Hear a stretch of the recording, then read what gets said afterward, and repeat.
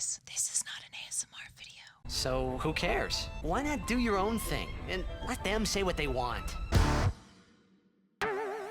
What's up guys, and welcome to a new video. Today we're going to be reading some creative writing projects that I wrote in high school. This wasn't late high school, this wasn't something that I did in preparation to get into college, this was freshman year. You can decide if I was talented or if this is complete cringe. You may have noticed that I am using my ASMR mic, but I'm using it as a regular mic today because it's just something that can get closer to me and pick up more, and maybe it'll sound good. I've never even tried using this mic as a regular mic for videos before, so maybe it'll be more high quality. And besides, the time that you're most going to want quality is when you're calmly reading some creative writing to your viewers, right? I would classify this as a potentially calming and relaxing video anyway, so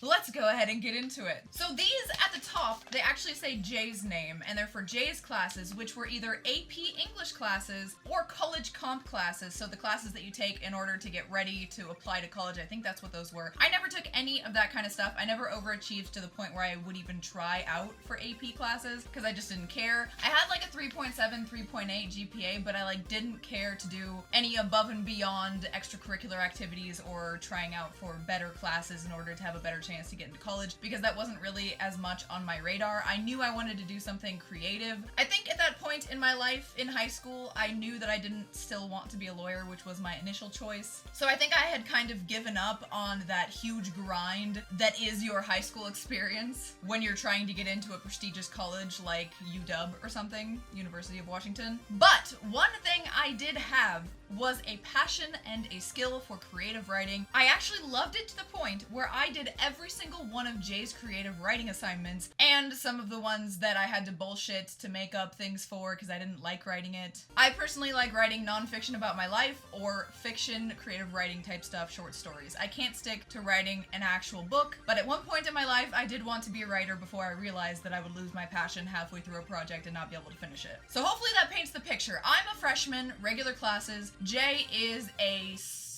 junior, I believe. Yes, he was a junior at the time, taking AP writing classes, and I don't think I've literally got him anything lower than like an A minus. So while I pat myself on the back about my extraordinary skill, you guys can go ahead and take me down a peg. We're gonna start with the little short story that is in the title and probably thumbnail of this video to get you to clickbait into it, and that is called Penetration. See, even though I do my best to use some kind of clickbait tactics, usually use my boobs, today we only got side boobs, sorry about that, I do give you that juicy goodness right up front. So if you don't like this story, if you're bored of this kind of content, you can go ahead and just move on earlier than you normally would. But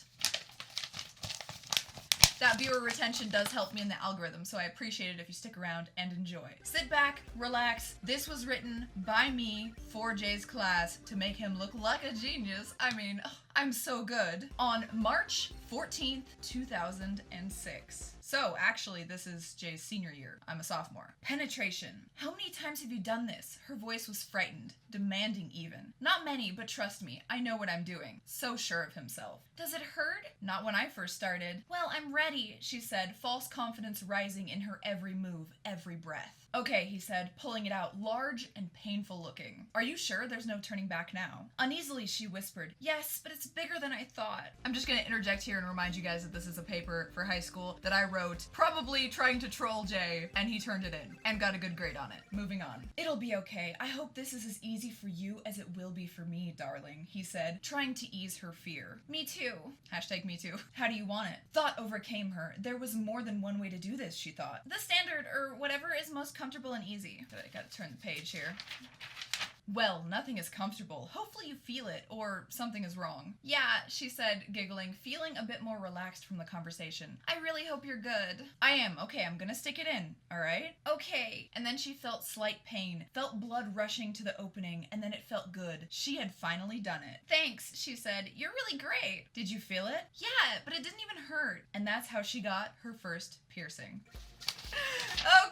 Okay, what should we do next? Let's stick to the shorter ones at first, because these two are a little bit longer, and this one is a collection of 2 short stories. I would often write really girly stuff, because I wanted to be cute, and because it was something that I was interested in, but also because I thought it would be so funny to have Jay turn in these girly ass papers. So if you had any indication that maybe I'm lying to you, and since Jay's name is on the paper, he was the one that wrote it, this first one will probably change your mind. Okay, this one is entitled The Fairies of Tistaland Forest. Once upon a time, in the rainforest of Tistaland, there were 2 fairies, Tinker and John. John was a very active fairy. He was always outstandingly strong and always had an eye for Tinker. John would always flex his brawny muscles when Tinker was around, but being very popular, Tinker would always stick up her nose and pretend she didn't spend her nights deep in sleep, dreaming of what it would feel like to be held by him. In the morning, when the dew was fresh and the smells of plants were illuminated by Tinker's warm, brown vanilla sugar spray by Victoria's Secret, John would sit by one of the many color-drenched mushrooms and daydream. He would dream of a place full of small family-ridden houses where him and Tinker could live together in harmony, eating toast grilled in a pan, sprinkled with cinnamon. It was so real and so tantalizing that John could almost taste it, and he longed to be free of the jungle in which surrounded him.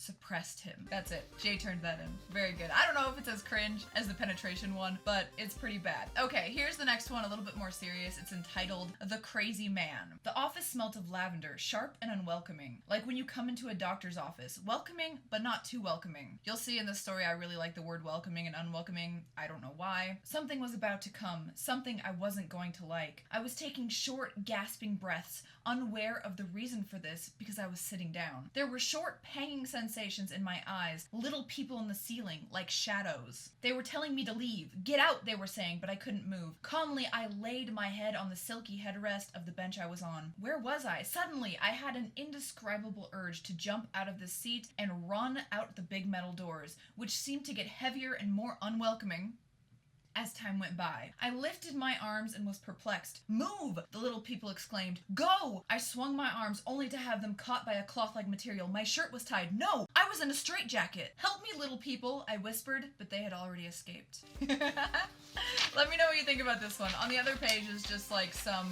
schoolmate of Jay's critiquing the paper or something, some really silly shit. But let's go ahead and get into this one, which is pretty cool, and I think it shows the extent to which I can write outside of my circumstances, because this is, I think, about a Mexican family or something. But this one is about Vegas, and you can see my disdain for Vegas in this one.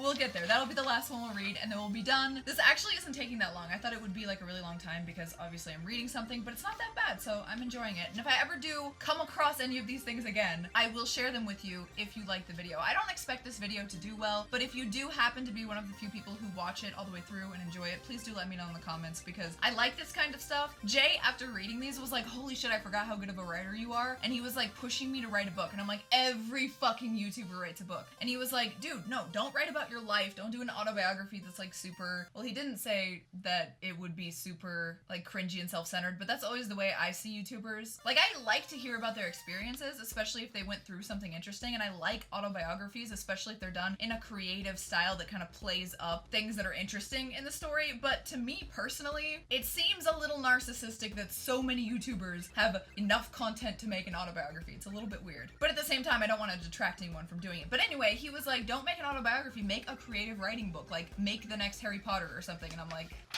I'm not that good or whatever. I don't know.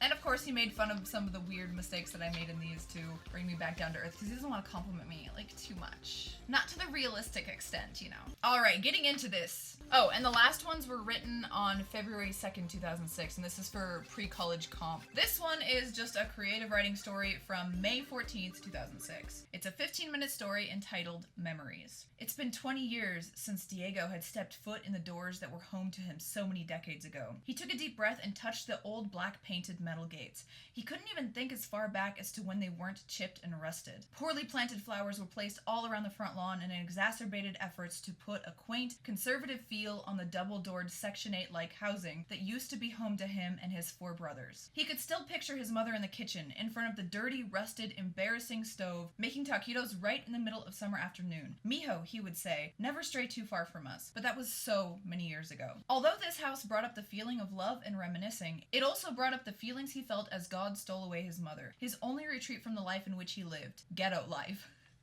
The cold linoleum floors of the medical office, his mother's painful cries, and the last thing he ever saw of her, her face as they pulled the sanitary white cloth over her cold, deceased face, her features calm, her soul at peace. The irony was that the hospitals took so much time cleaning and sanitizing a piece of cloth that was destined to cover the body of the dead, a being that was no longer in need of hygiene to be healthy. The pathway to Diego's home was made from bricks, dandelions poked up from between the rotting reinforced gel his father had used to glue the pavement just weeks before he was indicted. The lawn patched with dead or dying grass. On the front window of the house was spray paint, probably from the local hoodlums, children of the same reckless kids Diego used to run with in his teen years, their bikes splashing through the puddles made by neighborhood kids playing in an open fire hydrant. Their bandanas and fake pistols represented those of the local Crips and Bloods they had seen riding in their lowrider Cadillacs around the paved streets. Diego missed all of this. Memory is what brought him back, and fear is what had drove him away. He turned to go, too scared of what the 90-degree heat would do to his mind if he entered those gates. Diego, a familiar voice whispered, never stray too far away from us. It was his mother, mirage-like, standing in the doorway with her laced cooking apron. I won't, Mama, he whispered back, under his breath, afraid someone might hear his delusions, and he opened the rusty gate and took a step inside.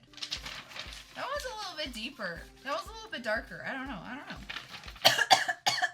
Let's go ahead and get into this one. This one is March 6, 2006, and this is called Unexpected Fortunes. And this is a story about Vegas before I had ever been to Vegas in 2006. I think my first time going to Vegas was like 2009, 2010, 2011 even. I don't know. I don't remember. But let's go ahead and get into this one because I like this one a lot. I had been dreading this trip for months now. As our engine rumbled through the dusty desert that people lovingly called Nevada, I put my feet up on the dashboard to contemplate how we will make all this money back that we will spend on bullshit here. This is gonna be great. We'll win so much. That is my best friend Jake. He's been planning this trip to Vegas after graduation since we were both freshmen, and since then I've been trying to convince him otherwise. Come on, guy, we ain't gonna make any money or get any girls here. This place is a scam. But nothing seemed to break the sub-reality that Jake's been living in since either of us can remember. So I decided to be the good friend I'm supposed to be and accompany him to hell. We clocked in at the hotel, the smallest one in town. It was still considerably big since, yeah, it was Vegas, home of everything huge and flashy. We set our things down on the huge feather beds and looked out the window. We had a complimentary 2-ounce bottle of vodka that came in our mini fridge and decided to go down to the pool. That very night, we went to our first casino. Jake wandered off with a crowd of gamblers on the slots and left me standing there, amidst everything I dreaded my whole high school career.